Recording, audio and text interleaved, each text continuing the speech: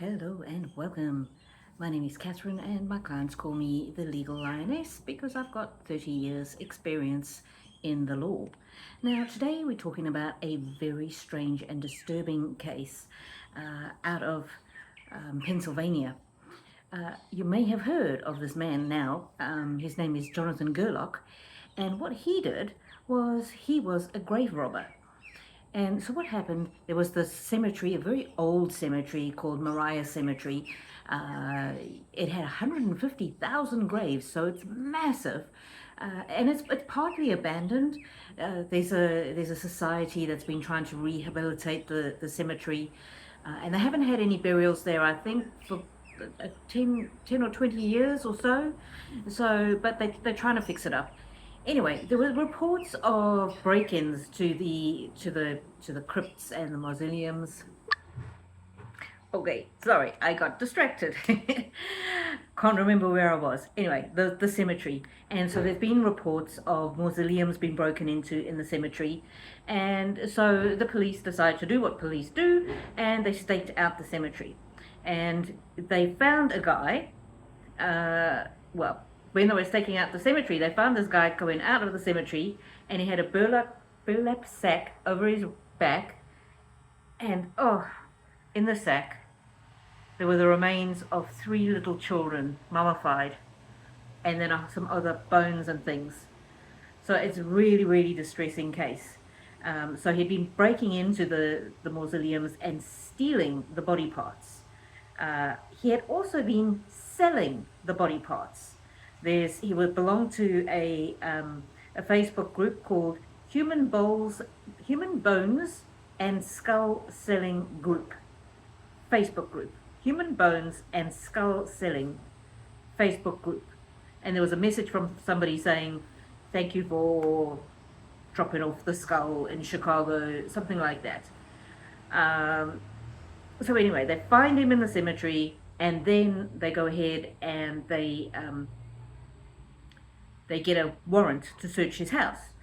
Now, in the meantime, at the same time, there had been a report from somebody who had seen a body in a basement, and that also mentioned this guy, Jonathan Gerlach. So anyway, the cops go, they get their search warrants, they go into the house, and they go into the basement, and it is terrible, absolutely terrible. More than 100 sets of remains. Skulls, bones, some of them mummified, some of them 1 to 200 years old, some of them fairly recent. One has a pacemaker still in place, and some of the bones have been separated. Just absolutely terrible. And so the thing with this guy, Jonathan Gerlach, he was not even trying to hide what he was doing. And so in hindsight, the police have found a license plate reader close to the cemetery. Never picked up his car before, but it picked up his license plate from around about October 2025, and that's when the burglaries and break-ins started, the theft started. I would be surprised that if he hasn't stolen remains from other cemeteries as well. So he has been charged. I'll tell you what he's been charged with: 26 counts of burglary, because there's 26 mausoleums or crypts that have been broken into. 100 charges of abuse of a corpse, 1 for each set of remains. 100 charges of theft and receiving stolen property. That's for stealing the remains. But it's just the fact that somebody can go and dig up another person or grab them from a crypt. This person must be mentally disturbed. And I can't believe that Facebook allows them to have a group to sell human bones. How is that even allowed? What accountability has Facebook got in this? It's just terrible. So as well as the license plate reader and the tip, he left behind a Monster energy drink can. And isn't that prophetic? The monster drinking Monster energy drink, which has got his DNA on it. I believe. I'm not sure if they've done the DNA test yet, but presumably they either have or they will soon. cigarette butts that they believe it came from the cemetery, that they believe belonged to him, a pair of glasses that they believe belonged to him, a pry bar, or we call it in South Africa where I'm from, a crowbar that was left behind, tent stakes, like tent pegs, and these were a particular size, 7.5 inches. And interestingly enough, the police have already traced this back to a particular store, because on a particular night he had been, I don't know if he was arrested for it, but they knew that he had done some shoplifting at this particular shop. But when he did the shoplifting, he also paid for some of his goods. So he stole some and he paid for some. And they've traced back his credit card on that night of that shoplifting incident. And what he paid for was a 7.5 inch steel tent stake, which is one of the things that was left behind. So this guy was not even trying to hide what he was doing. His phone was pinging right by the cemeteries. Let's see what else. My notes.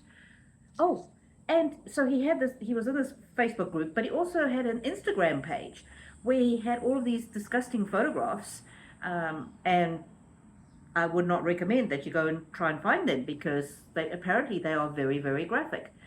So it's a very strange, odd, disturbing case. And now I'm just giving you a bit of the legal analysis. Obviously, well, he's caught red-handed. He had the babies' bodies in the bag as he was leaving the cemetery, so he can't argue against that. He had this 100 sets of remains. He had them in his basement, but he also had a storage unit which had another 8 sets of remains. So in a total was about 100. They've got medical examiners trying to work out which body parts belong to. They're going to have to do DNA, I suppose, to try and work out. And they know which crypts and mausoleums were broken into, so they know which families were involved. It's just a very disturbing mess for the authorities to try and now fix and make right. So from the legal perspective, obviously he's caught red-handed. He's caught with this bag of remains. He's caught with also, I don't think they've said that they charged him with possession of burglary tools. That's another thing that they can just add on. But I don't think this man is ever getting out of jail once he's convicted. And obviously out of prison once he's convicted. Obviously innocent until proven guilty, but this is the very definition of caught red-handed. And where that saying comes from is when somebody's murdered somebody and then they're caught red-handed with the blood on their hands. So he didn't actually have blood on his hands, but yeah, he had the bodies right with him. And I'm not a criminal defense lawyer, so I wouldn't even begin to think of how anybody could defend somebody against these heinous crimes. But not only robbing the graves, I did hear that he had also taken valuables. There was 2 different reports. One said he had only taken the actual remains. Another one said that he had taken valuables out of the mausoleums as well. Either way, just deeply unsettling and disturbing. And what kind of jail term would he be looking at? I can't see that he would ever get out of jail, because if they sentence him consecutively, sentences to run one after the other, it's going to be a lot. I mean, even if he got 1 year each for each set of remains, that's 100 years. So, but it does also concern me on a human level that he can take these bodies, these skeletons. Some of them had connective tissue, and he cut them up, and so he would sell, for example, a thigh bone on Facebook. That kind of thing, that he could treat these bodies of deceased people as just a commodity to sell.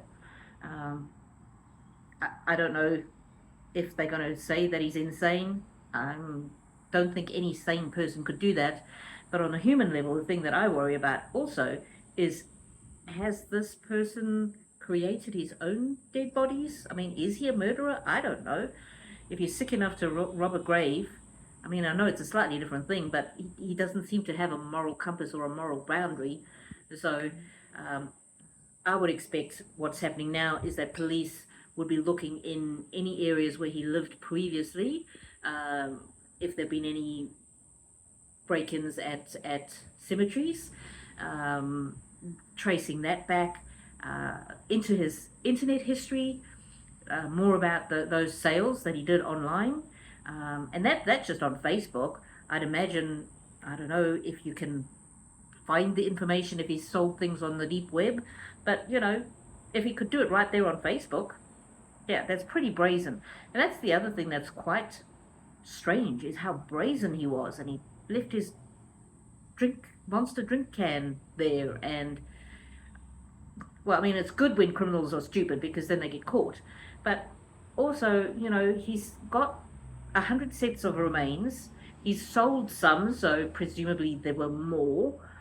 How long does it take people to figure out that the remains are going missing? How long has he been doing this for? Have people been asleep at the wheel? Is there something more that could have been done? I understand that some of these graves and some of these mausoleums are pretty old. Some of the remains are 1 to 200 years old, but some of them are newer.